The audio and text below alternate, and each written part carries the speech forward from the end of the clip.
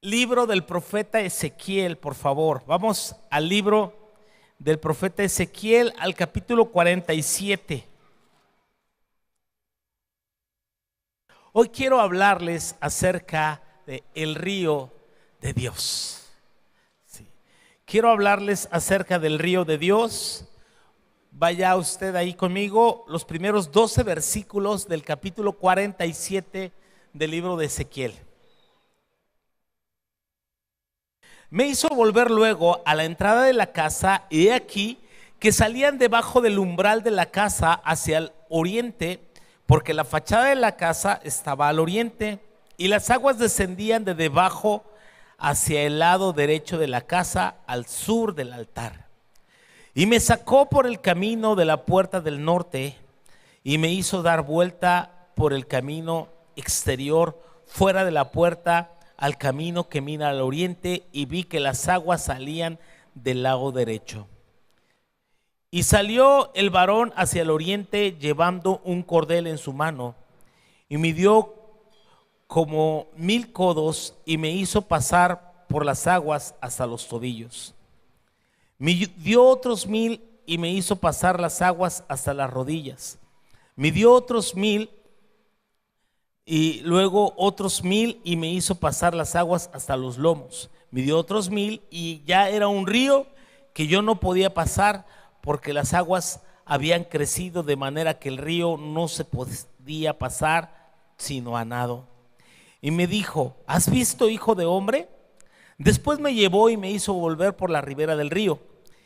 Y viendo yo, vi en la ribera del río había muchísimos árboles, uno al otro lado. Y me dijo: estas aguas salen a la región del oriente y descienden al Arabá y entran en el mar. Y entradas en el mar recibirán sanidad las aguas. Y toda alma viviente que nadare por donde quiera que entren estos dos ríos, vivirá. Y habrá muchísimos peces por haber entrado allá estas aguas. Y recibirán sanidad, y vivirá todo lo que entrare en este río. Y junto a él entrarán los pescadores de Engadi hasta Englaim. Será su tendedero de redes, y por especies serán los peces tan numerosos como los peces del mar grande. Sus pantanos y sus lagunas no se sanearán, quedarán para salinas. Y junto al río, en la ribera de a uno y al otro lado, crecerá toda clase de árboles frutales. Sus hojas nunca caerán, ni faltará su fruto. A su tiempo madurará, porque sus aguas salen del santuario, y su fruto será para comer, y su hoja para medicina. Wow, el río de Dios. ¿Sabe que el libro del profeta Ezequiel se da en un contexto de la cautividad del reino del sur? El reino del sur fue llevado cautivo en el año 586 antes de Cristo por los babilonios. Babilonia conquistó Jerusalén, el reino de Judá en ese tiempo, y se llevaron a muchísima gente. Unos quedaron ahí para salvaguardar la ciudad, pero esta cautividad había sido anunciada por el profeta Jeremías y duraría 70 años. Para el tiempo en que Ezequiel escribe su profecía, son alrededor de unos 25 años que ya han pasado de cautividad. Hace algunos años nosotros estábamos visitando el reclusorio, y pues de continuo teníamos diferentes pláticas con los internos, y a veces una de las preguntas más comunes que uno tiene con un interno en una cárcel es a veces es: ¿cuánto tiempo llevas aquí? ¿Ya has sido sentenciado, procesado, o estás en proceso, o ya tienes sentencia? Y muchas veces cuando ellos te dicen que ya tienen sentencia, ya es más indiscreto decirle: oye, ¿y por qué te metieron? Eso Tú tienes que esperar que Él quiera abrir tu corazón, pero más o menos saber cuál es su situación, por qué, cuánto tiempo ha estado y cuánto tiempo le falta, porque esa es la esperanza de un preso, ¿a poco no? Su esperanza y su deseo es poder saber cuándo se va a acabar esta cautividad, este encierro. Recuerdo en una ocasión de uno de los conocidos, ahí ya era muy habitual platicar con ellos, y uno de ellos que se encontraba en proceso, su caso estaba bajo proceso, lo encontré muy desanimado, muy triste, porque le habían dictado sentencia. Y no era, por supuesto que no era nada alentador, porque la sentencia que le habían dado era por 50 años. Llevaba quizás 4 o 6 años en el proceso, y hasta que recibió sentencia, él decía que iba a apelar, pero de cualquier manera era una sentencia muy, muy grande. Es toda una vida.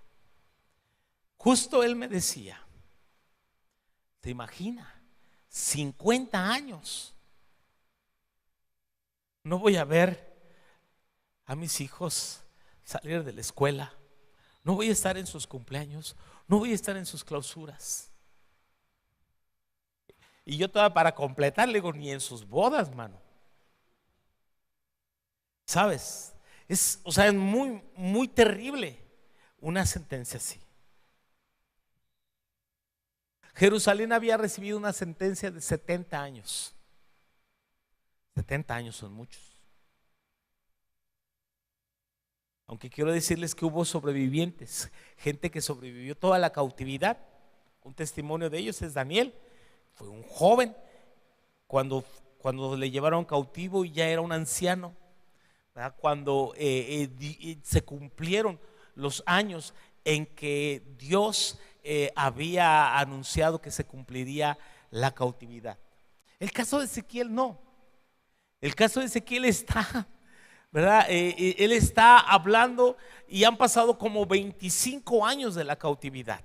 Entonces, si tú le restas 25 para 70, nos faltan más o menos unos 75, 35 años de cautiverio.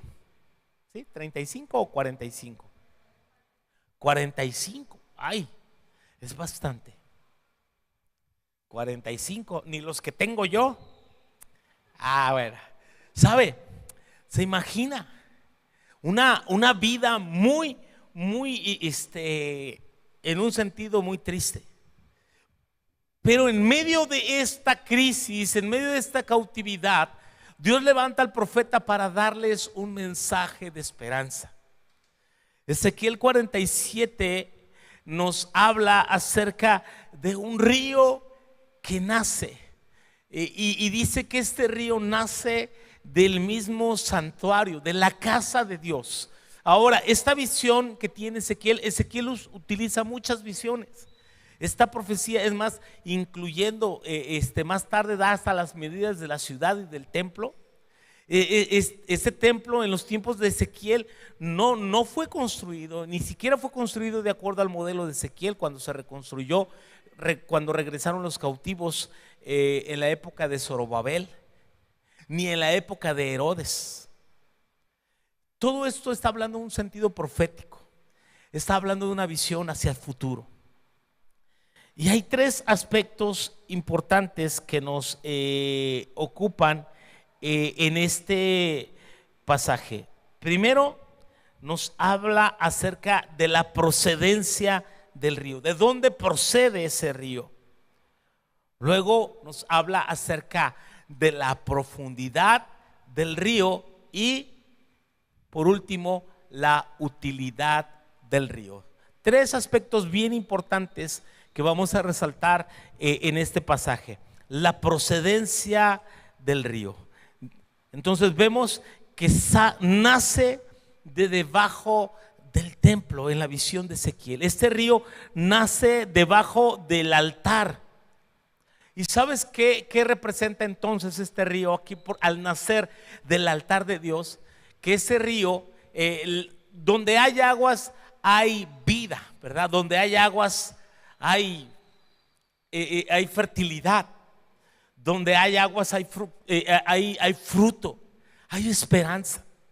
Después de venir de todo un caminar de un desierto, las tierras de Israel son muy áridas. Y llegar a un manantial de aguas, llegar a un lugar donde hay aguas y esas aguas son abundantes, es llegar a un lugar muy especial. Hoy más que nunca el agua se ha convertido, ¿verdad? Y siempre será un vital líquido que debemos cuidar, atesorar y anhelarlo con todo el corazón, ¿sí? Pues el río representa la bondad de Dios. Esa bondad de Dios que viene desde su mismo templo, desde su misma casa.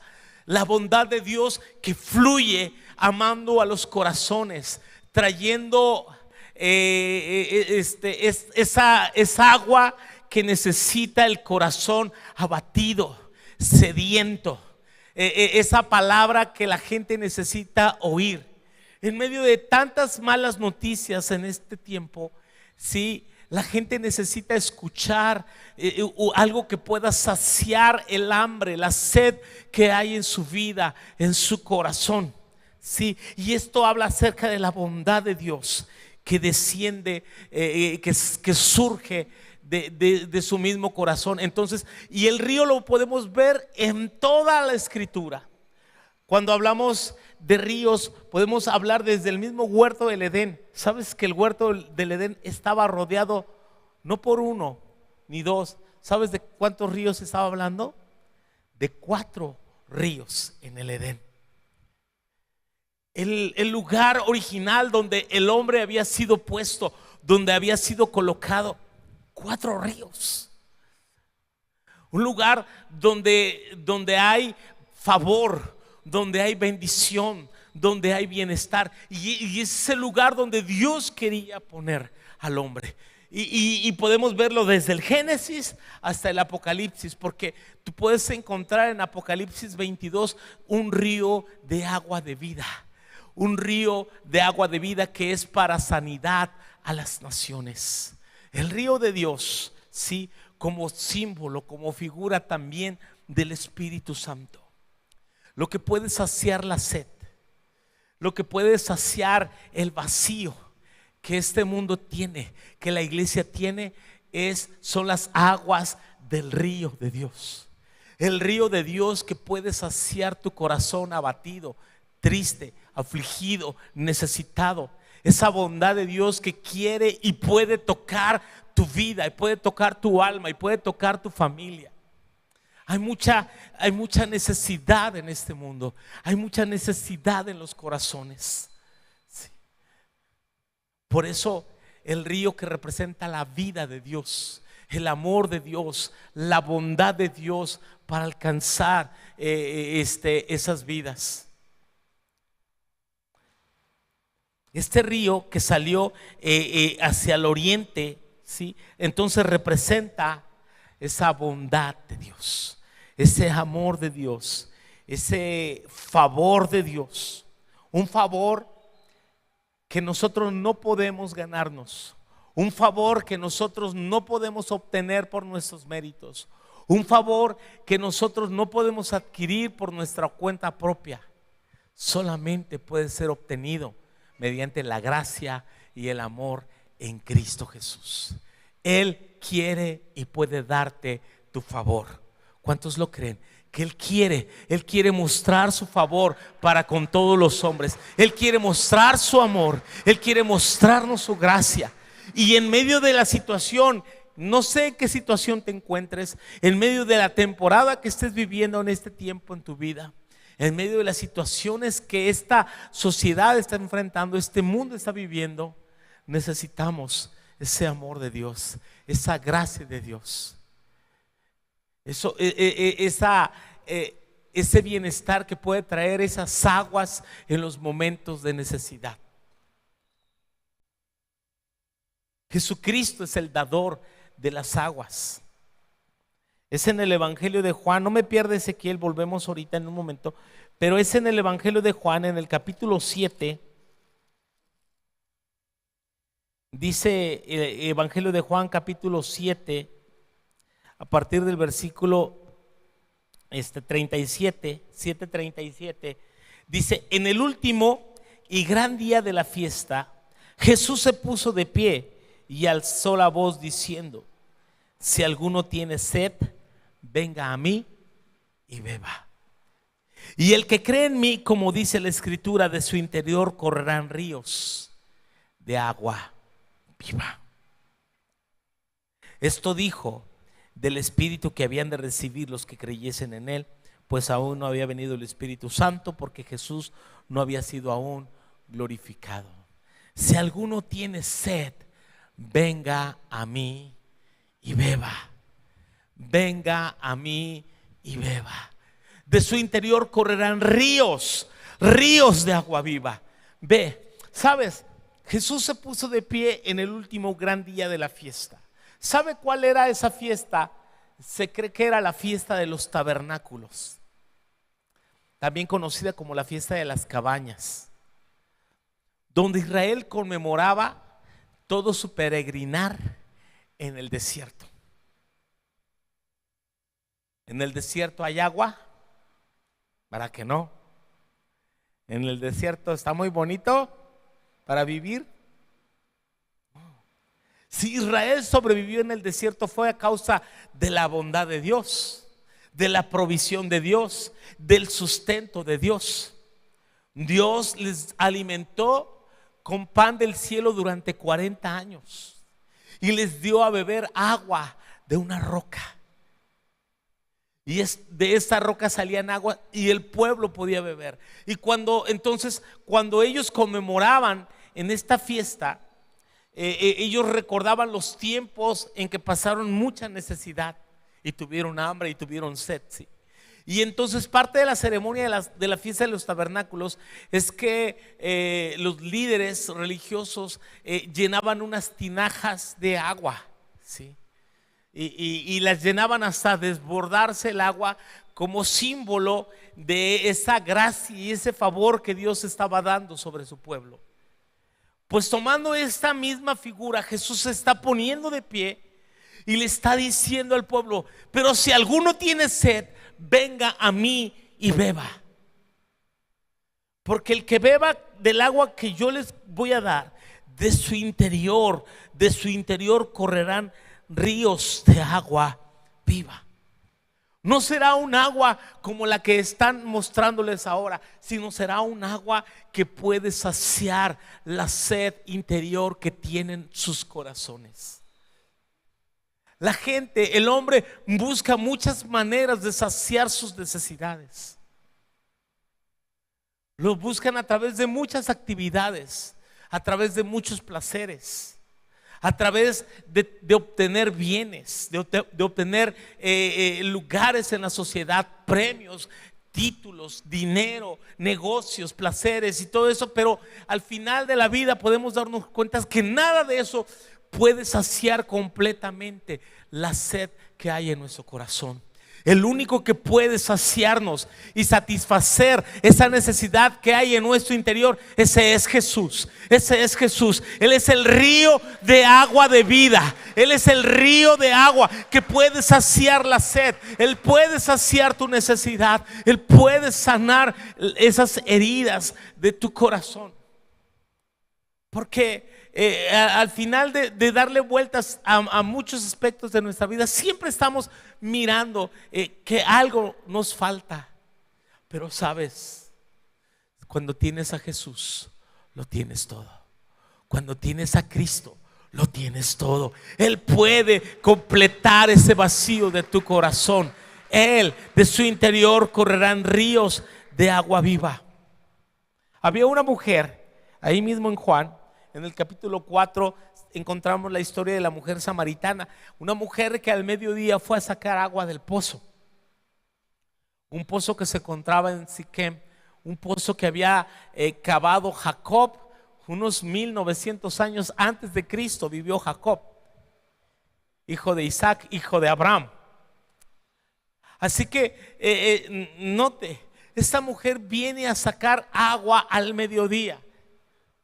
Y viene a sacar agua al mediodía porque no era la mejor hora para sacar agua, pero era el momento en que ella no podía encontrarse a sus vecinas. Quizás esas vecinas que siempre le estaban diciendo, echando de habladas. ¿Por qué? Pues era un pueblo pequeño. Y esta mujer había tenido 5 maridos y con el que ahora tenía ya no era su marido. O sea, imagínense, era una mujer que no era querida en la sociedad donde se encontraba. Y ella está buscando saciar su sed física. Pero de repente hay un judío. Es extraño encontrar un judío en ese lugar, porque los judíos no pasaban y no se quedaban en pueblos de samaritanos. Ellos eran opuestos. Pero Jesús llegó a ese lugar. Y cuando la mujer está sacando agua del pozo, Jesús le dice: dame de beber. Ella se extraña. Primero porque habla con ella. Segundo porque le dice: ¿cómo tú? Y ella sí ya no se aguantó las ganas y le dice: ¿cómo tú, siendo judío, me pides a mí de beber agua que soy samaritana? Y Jesús le dijo: si conocieras, en el versículo 10, 4:10, si conocieras el don de Dios, ¿y quién es el que te dice dame de beber? Tú le pedirías. ¿Y qué te daría Jesús? El agua viva. Las aguas que anuncia Ezequiel son las aguas del Espíritu. Son las aguas que solo Jesús puede darte a ti. Un agua viva, un agua viva, un agua que puede borrar tu pasado, que puede quitarte el rechazo, que puede quitarte el desánimo, que puede quitarse ese cansancio de la vida. A veces una persona como esta mujer, la sociedad la juzga de loca, de una mujer sin valores, de tratarla incluso casi de ramera. Pero sabe, los sociólogos, incluso los psicólogos, pueden hablar cuando una persona, sea hombre o mujer, ha buscado una y otra vez intentar hacer una familia. ¿Sabes? No es porque sean locos, sino, ¿sabes qué? Está pensando, está queriendo saciar un vacío de su corazón. Ella quería un compañero para su vida. Después de algún tiempo, su relación fracasaba y tronaba. Pasaba un tiempo de duelo. Después decía: a lo mejor este sí me va a amar, este sí me va a apreciar, con él sí voy a poder hacer una familia, vamos a comprarnos un terrenito, vamos a hacer una casa. Y después otra vez la golpeaba, le salió borracho o marihuano o era bien mujeriego y se dejaban. Y después decía: bueno, voy con otro. Y así 5 ocasiones. Ya quizás esta vez dijo: ya no me voy a casar con este hasta que vea si realmente se convierte o no, si va conmigo a la iglesia o no. No sé. Lo cierto es que vemos allí a esta mujer. La vemos que viene a buscar agua del pozo para tomar agua como toda la gente, pero después de que tomara esa agua iba a volver a tener sed. Y eso pasa cuando nosotros buscamos en este mundo cosas que nos pueden satisfacer, pero que no han nacido en el corazón de Dios. El que tenga oído para oír, oiga.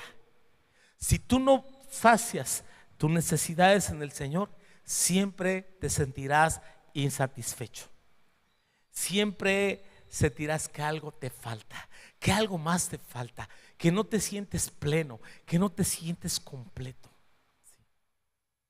Por eso, cuando esta mujer recibe la revelación de que Jesús es el Mesías, que Jesús es el Salvador del mundo, ella sale corriendo, dejó su cántaro, dice el capítulo, que dejó su cántaro y fue corriendo a la ciudad y dio aviso a los hombres de la ciudad: allá en el pozo me he encontrado a alguien que me dijo todo lo que he hecho. A lo mejor le dijeron: pues si todo lo que has hecho ya lo sabemos todos, tú eres bien famosa, en el Face te publican cada rato.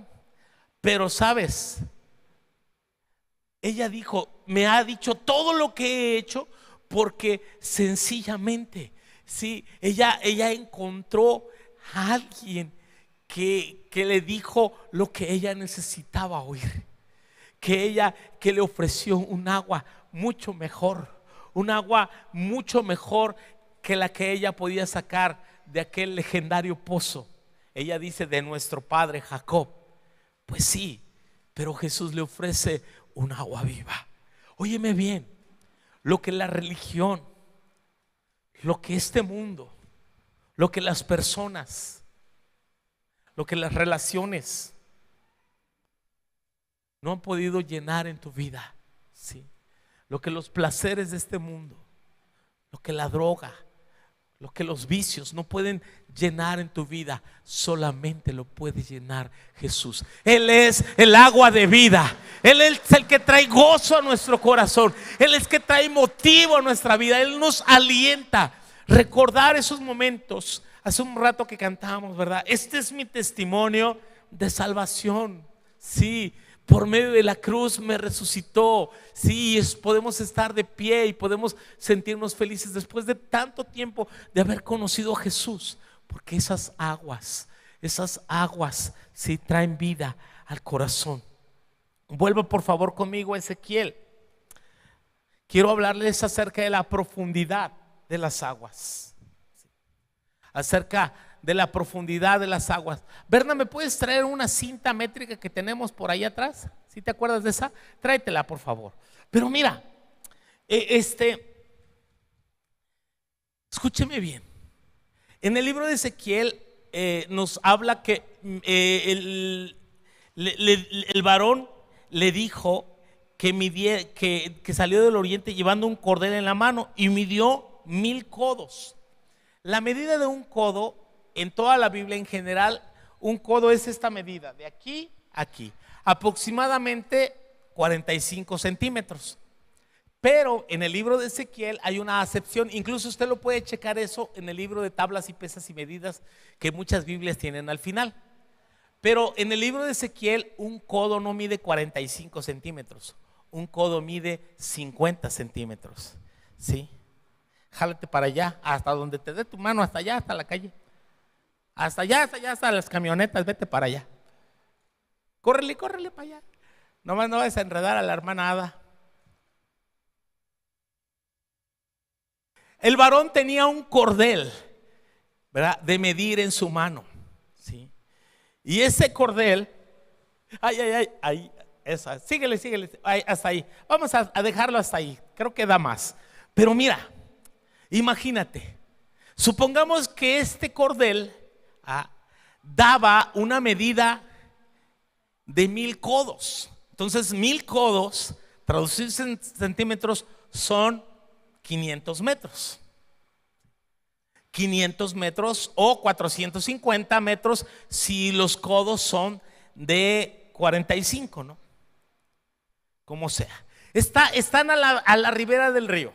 Entonces, en una parte del río, el río mide y va a ver la profundidad de las aguas, y en la profundidad de las aguas el agua le llega, ahí cheque su pasaje, ¿a dónde le llega en el primer nivel? A los tobillos. A los tobillos.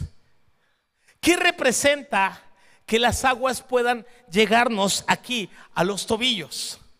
¿Sabe? Los tobillos representan nuestro andar, nuestro caminar. La primera etapa, y esto va para los nuevos que se bautizaron, y usted que está aquí, si usted decide caminar con el Señor, ¿sí? Lo primero que sucede cuando nosotros tenemos un encuentro con Dios y su palabra, ¿sí?, apenas entramos a la mínima profundidad que nos llega a los tobillos en el río. Y sabes, una de las cosas que el río comienza a hacer en nosotros es alinear nuestros pasos. Empezamos a cambiar nuestra conducta, empezamos a cambiar nuestro estilo de vida, nuestra manera de hablar, nuestras amistades, nuestros valores. Empezamos a cambiar hábitos pecaminosos en nuestras vidas, malas palabras, malos pensamientos, adicciones, malas relaciones ilícitas, sí. Forma de conducirnos en la vida, sí. Está bien. Hay quienes todavía ni siquiera se meten en el río y andan bien chuecos y andan más chuecos que nada. Pero cuando empiezas a entrar en el río, el agua tiene contacto con tus tobillos, con tus pies. Tus pies entonces es el estilo de vida que nosotros vivimos. Y eso es muy bueno. Muy bueno, porque entonces cuando Dios empieza en nosotros ese proceso de regeneración, ese proceso de transformación, ese proceso de caminar con Él, de andar con Él, habla de una relación, ¿sí? Y escúcheme bien, a Dios se le conoce no por medio de sermones, que no está mal, ¿sí? Ni de estudios bíblicos. A Dios se le conoce a través de una relación personal con Dios, ¿sí?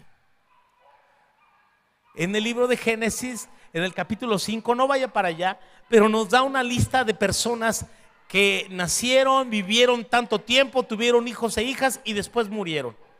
Y habla de personas que vivieron 500 años, 600 años, 800, hasta otro que vivió 969 años. Pero nos habla de uno llamado Enoc. Enoc vivió 365 años, engendró hijos e hijas. Pero dice, a diferencia de todos los demás, ¿sí?, que Enoc, ¿sí?, vivió 365 años y caminó con Dios. Y como Enoc caminó con Dios, desapareció porque le llevó Dios. Wow. Entonces, el primer paso que nosotros debemos aprender a dar en nuestra vida cristiana es saber caminar con Dios. Caminar con Dios. Y caminar con Dios debe ser algo continuo, algo frecuente, algo permanente para toda nuestra vida. Caminar con Dios. Sí, el nivel mínimo de meternos en la profundidad del río, cuando el profeta está midiendo 1000 codos y el agua le llegaron hasta los tobillos, está representando entonces el inicio de una relación con Dios y una relación con el Espíritu Santo. Pero no se queda ahí. Dice que midió otros 1000 codos más, ¿sí? Y el agua, ¿sí?, le llegó ¿hasta dónde? Hasta a las rodillas, sí. Eso, mayor profundidad, mayor compromiso, ¿sí? Rodillas. Si el andar con Dios nos ayuda a ir cambiando hábitos, a enderezar nuestros pasos, ¿sí?, el llegar a las rodillas nos puede convertir en personas, ¿sí?, en hombres y mujeres y niños de oración. Las rodillas siempre representan una vida de oración. Hermanos, si nosotros no aprendemos a orar, ¿sí?, es como que nosotros estamos desconectados con Dios y vivimos como impíos, como ateos. Porque una persona que no ora, una persona que no persevera en esta comunión más íntima, más profunda con Dios. Una cosa es leer acerca de Dios, otra cosa es hablar con Dios y Él hable con nosotros en esa profundidad de una vida de oración. Y la oración debe ser de dos vías. O sea, que yo hablo con Dios y Él habla conmigo. Yo te animo, te invito. Por eso es lo que promovemos todos los días en el TCD, en el tiempo con Dios, a tener un tiempo personal con Dios todos los días, donde lees una porción de la Escritura, donde dedicas un tiempo a orar. Oras por tus necesidades, oras por las necesidades de tu familia y oras por las necesidades del mundo. ¿Cuánta falta hace orar por este mundo? ¿Cuánta falta hace que haya intercesores? John Wesley dijo: denme 100 hombres que no toman a nadie sino a Dios, y yo les entregaré las naciones. ¿Sabes? Nosotros somos más grandes cuando estamos de rodillas que de pie. Y hay esperanza para los chaparritos. ¿Sabe? Nosotros somos más grandes, ¿sí?, cuando estamos de rodillas que de pie. Te voy a decir por qué. Porque la estatura de una persona no se mide de la tierra al cielo, sino del cielo a la tierra. ¿Sí? La estatura de una persona no se mide de la tierra al cielo, en qué nivel te encuentras, sino de dónde te miden del cielo a la tierra.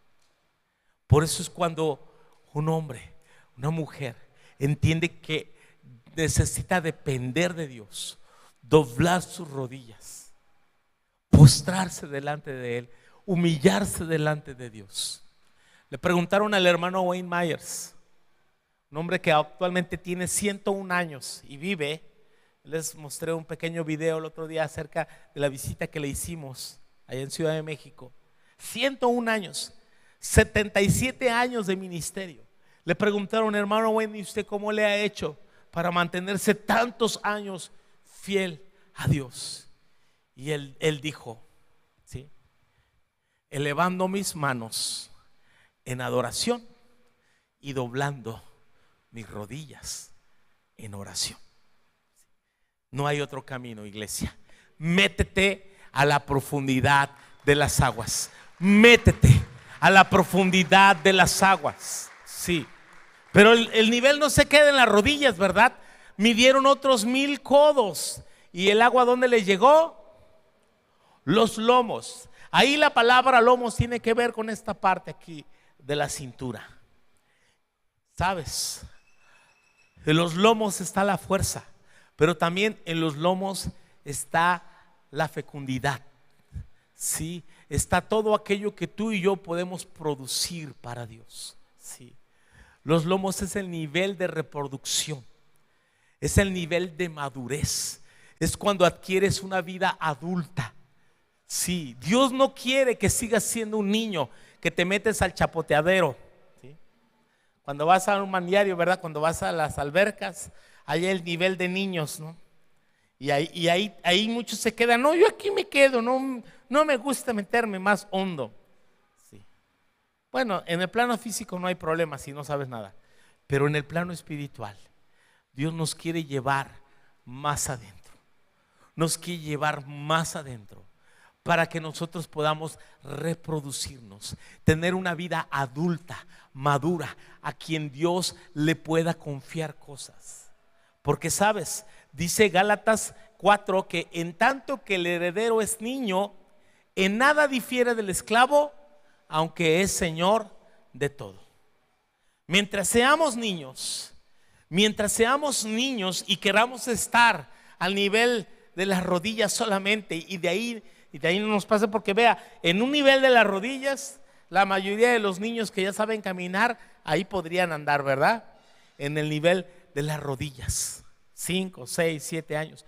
Pero Dios quiere que el agua te llegue más acá, ¿verdad? En los lomos, para que tú puedas entrar en ese sentido de madurez, de adultez espiritual. Iglesia, Dios te está llamando a dejar de ser niño. Dile al que está a tu lado: ahí te hablan. Dios te está llamando a dejar de ser niño. Un niño necesita ser ayudado por papá a cambiarse, a lavarse los dientes, si no, no se los lavan. ¿Sí?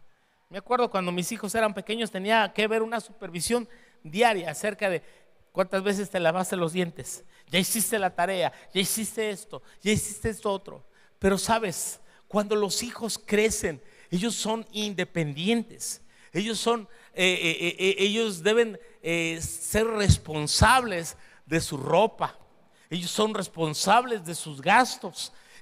Son responsables no todavía va a la universidad y dice, ándale, mijo, ya levántate para que vayas a la escuela. No, ya está viejo, ¿verdad? Ya es responsable y ya tiene que hacer sus propias cosas. Y no me digas cuando ya tiene 42, 45 y que todavía está esperando que su mamá le dé de almorzar. ¿Sabes? Necesitamos ser adultos, iglesia. Necesitamos ser gente madura. Necesitamos ser gente que pueda Dios confiarle. Mira, si nosotros supiéramos cuántas cosas Dios quiere hacer con nosotros, cuántas cosas se están retrasando porque Dios no puede vernos en ese nivel. Pablo le escribió a los Corintios en 1 Corintios capítulo 3, ¿verdad? Y les dijo: yo quería darles de comer vianda, alimento sólido, pero les tengo que dar leche porque aún sois niños, ¿sí? Yo quise hablarles como espirituales, pero les tengo que hablar como a carnales, como a niños sin Cristo. Porque el autor de Hebreos también dice: porque debiendo ser ya maestros después de tanto tiempo, les tengo que dar alimento de niño. El alimento sólido es para aquellos que por el uso han ejercitado sus sentidos y han alcanzado madurez. Sí. Sabes, es tiempo que nosotros crezcamos y seamos capaces, ¿verdad? De discernir, de digerir y de actuar de acuerdo al modelo de Dios, de acuerdo al diseño de Dios. Una de las tareas más difíciles para una familia es criar, es cuidar, es ayudar a un niño que no se desarrolló física o mentalmente. Creo que muchos conocemos esos casos de personas que tuvieron un problema en su desarrollo físico, en su desarrollo cognitivo, en su desarrollo cerebral, un problema al nacer.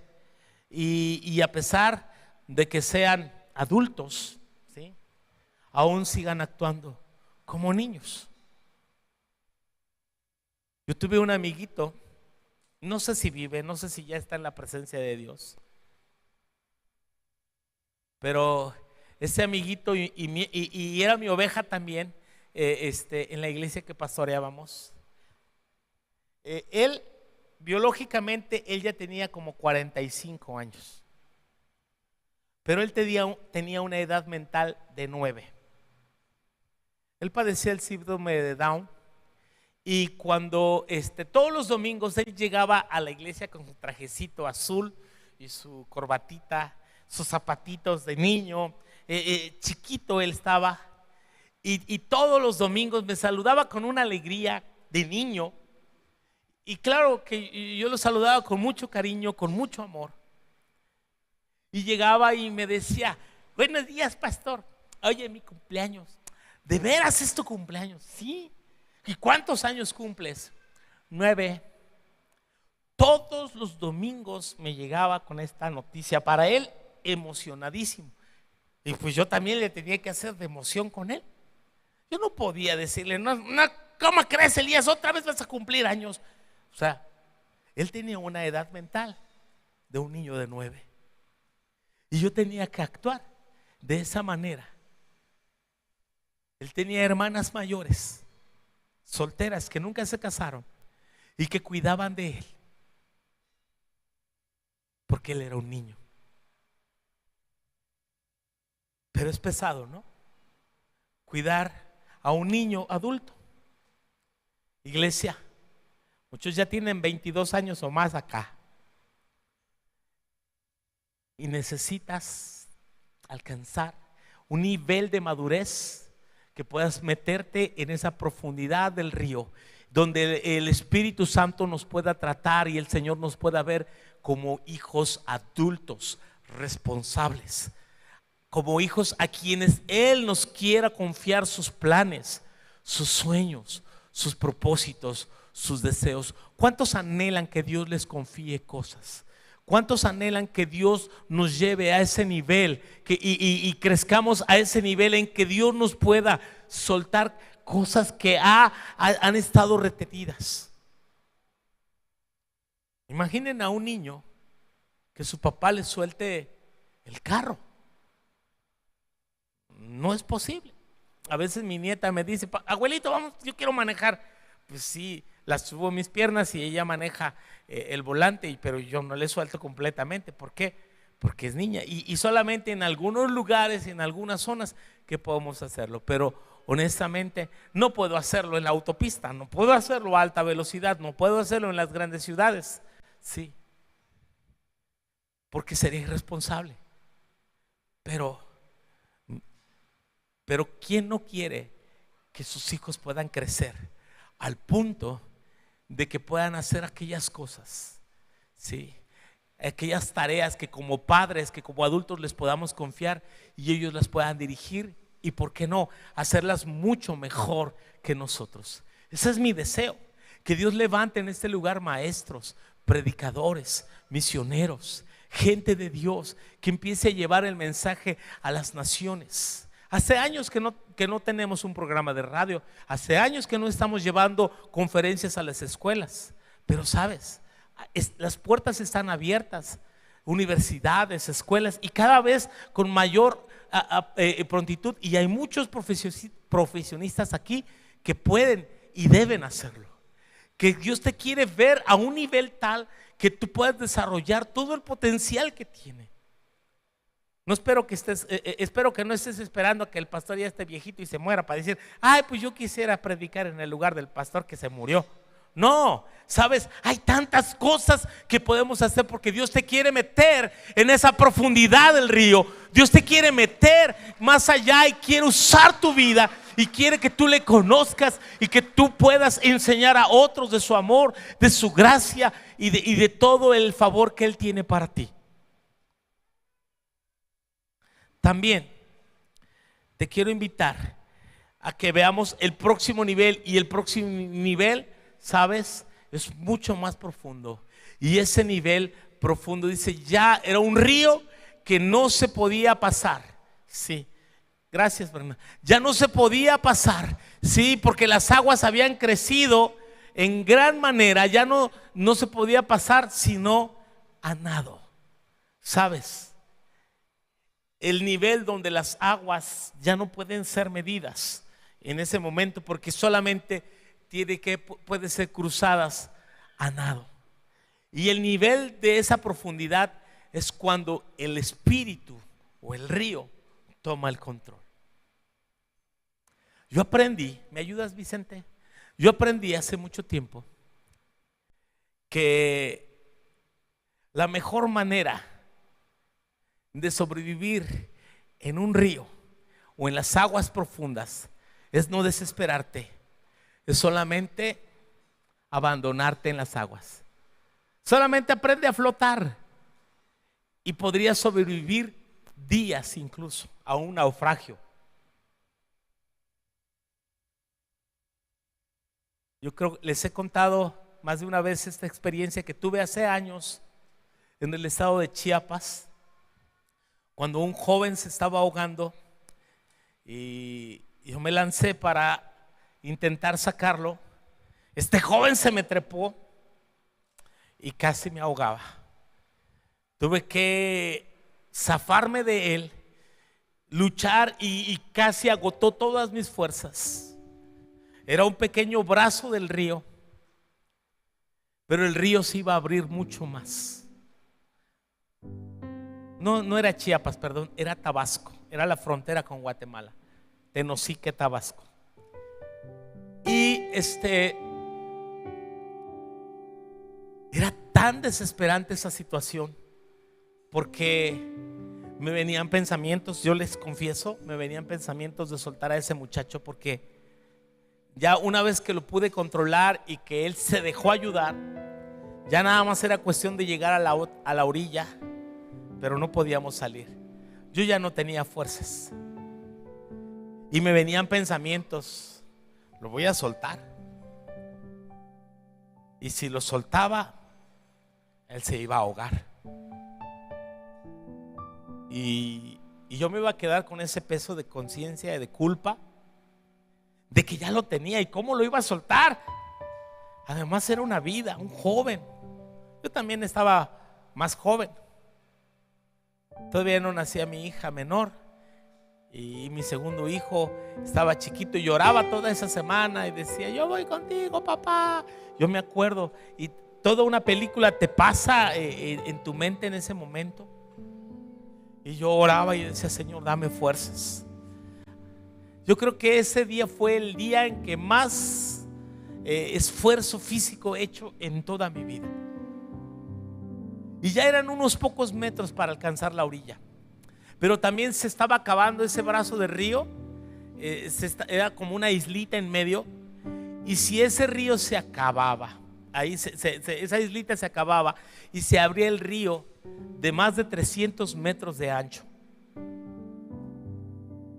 Ya ahí sí hubiera sido imposible sacarlo.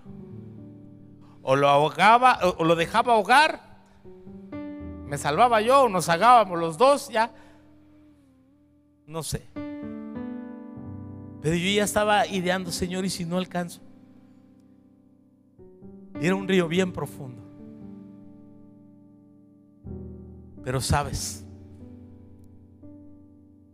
lo maravilloso que pude salir, y estoy aquí para contarlo, y ese muchacho espero que viva para servir al Señor. Yo me acuerdo ese día, ya lo agarré así de su cabeza, ya estaban así en la orilla, y ahí lo agarré y le profeticé y le dije: cabezón. Ahí lo tenía.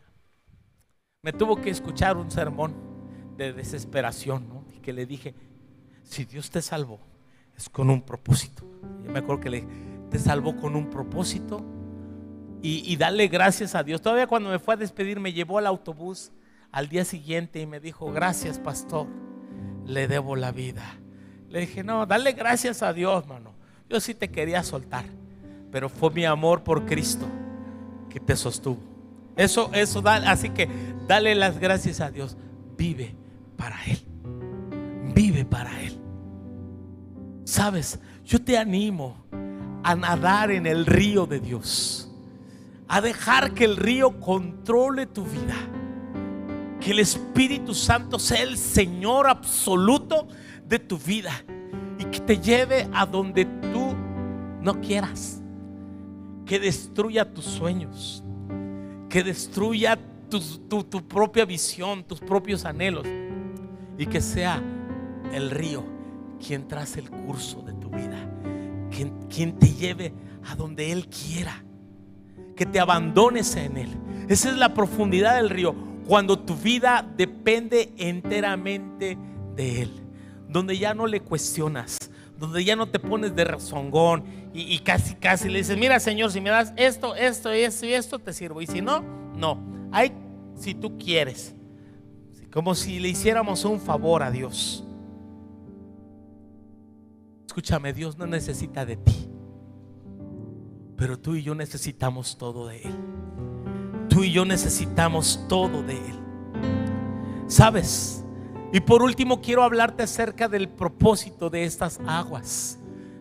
La profundidad del río nos lleva a depender enteramente de Él.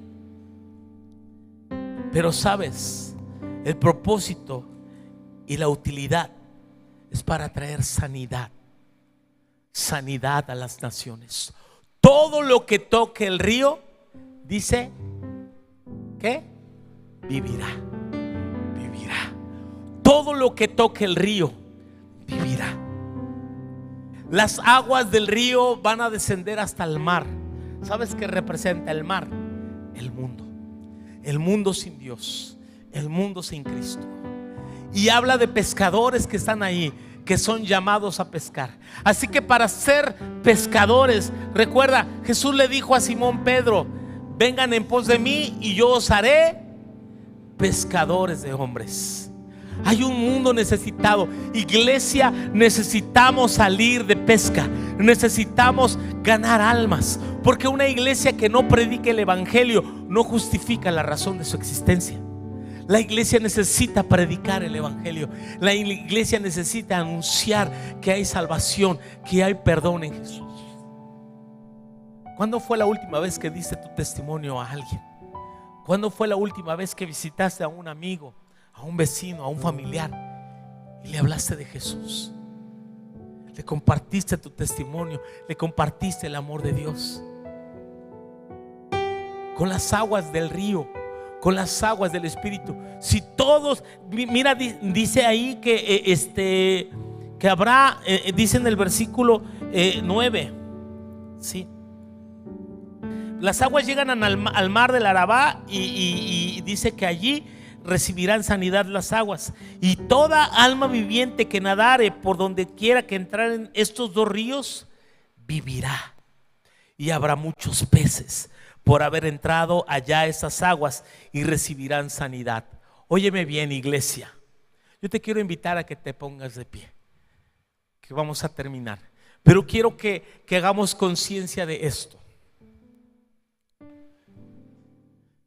Las aguas van a traer sanidad, pero dice que donde quiera que entrar este río, habrá muchísimos peces. Habrá muchísimos peces. Los peces representan las almas que Dios atraerá a este río.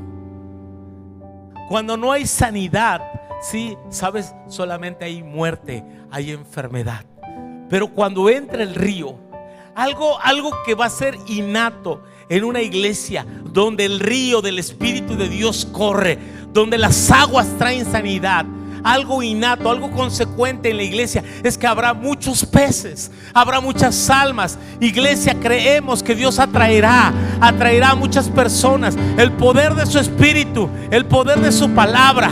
Cuando el río vino, cuando el Espíritu Santo vino en Pentecostés, sí, empezaron a convertirse muchos, y milagros y señales y maravillas empezaron a ocurrir, sí, por el río que trae sanidad, por el río que trae vida.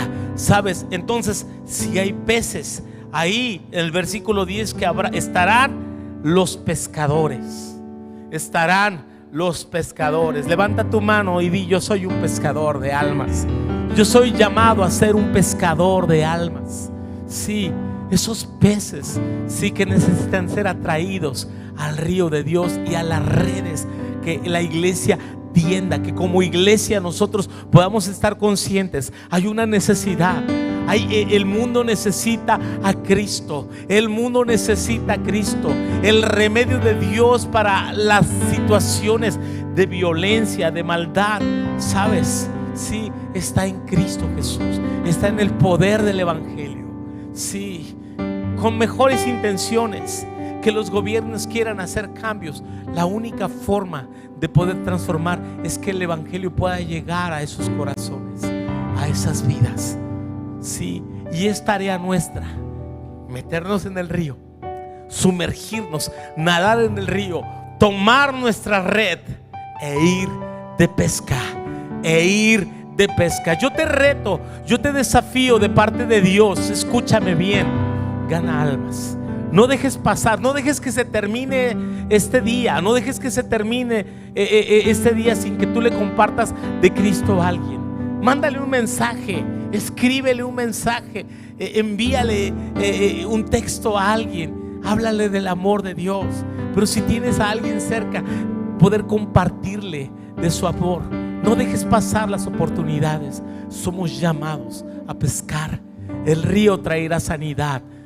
Pedimos en esta hora, levanta tus manos. Pedimos en esta hora, Señor, que el poder del río, el río de Dios que trae sanidad, el río de Dios que trae perdón, el río del Espíritu que trae libertad, sí, a las naciones.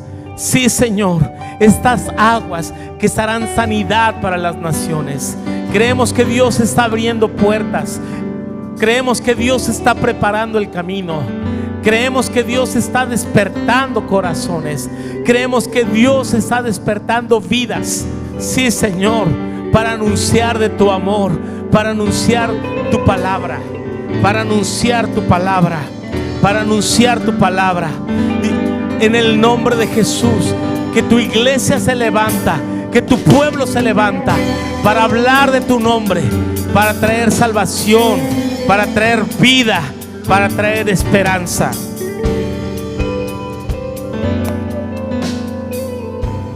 Hay muchos que recibirán sanidad, y eso es lo que dice aquí las escrituras. Traerán medicina y a su tiempo madurarán. Pero sabes, dice del versículo 11, yo termino allí y quiero hacer una invitación. En el 11 dice que algunos dice que según sus pantanos y sus lagunas no se sanearán, quedarán para salinas. ¿Sabes? Eso que se queda entre pantanos, esas que no se sanearán, representan a personas que no recibirán del amor de Dios ni la gracia de Dios, quedarán estancados. Y eso es lo que sucede cuando las personas rechazan el amor de Dios, quedarán estancados, estarán como pantanos y recibirán juicio de Dios. Pero sabes, yo tengo una invitación para ti. La Biblia dice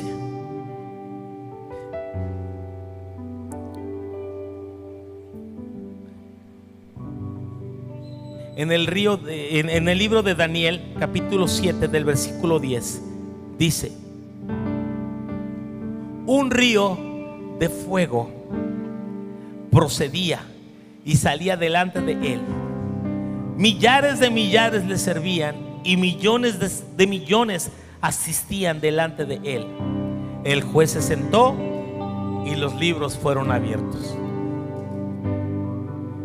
Comienza hablando el texto de un río que trae sanidad, pero hay otro río que se menciona acá en Daniel, y es un río de fuego. Por un lado, el río del Espíritu, que trae sanidad y salvación, y por otro lado, un río de fuego, un fuego consumidor que traerá juicio. Y la única manera de evitar ese fuego y ese juicio, sí, es aceptando a Jesucristo como Señor y Salvador de tu vida. Y hoy te quiero invitar en esta mañana que no dejes pasar esta oportunidad de hacer esta oración conmigo y recibir de Dios su perdón, su salvación. Usted que me escucha por primera vez, usted que ha venido hoy por primera vez, yo le quiero invitar a recibir a Jesús y que su corazón sea sano y que su vida cobre un propósito y un sentido y no se quede estancado, apantanado para recibir solamente salinas y luego juicio en el río de fuego. No, que usted reciba sanidad, que usted reciba perdón, que usted reciba libertad en Cristo Jesús. Si usted quiere hacer esta oración, por favor, repita después de mí esta oración. Ahí donde se encuentra, levante ahí su mano y diga: Señor Jesús, Señor Jesús, hoy me arrepiento de todos mis pecados. Te pido perdón por todas mis faltas. Y en este día recibo a Cristo como mi Salvador, como mi Señor. Creo en ti, que moriste por mí en la cruz para salvarme, para darme vida, para darme salvación, para darme perdón. Me acerco a tus aguas, me acerco al río de Dios y pido libertad y sanidad para mi alma en el nombre de Jesús. Amén y amén. Vamos, dele un fuerte aplauso a Dios. Aleluya. Y si alguien aquí ha hecho esta oración, me gustaría saludarte y orar por ti. Quiero saber si alguien oró con nosotros mientras cantamos. Me gustaría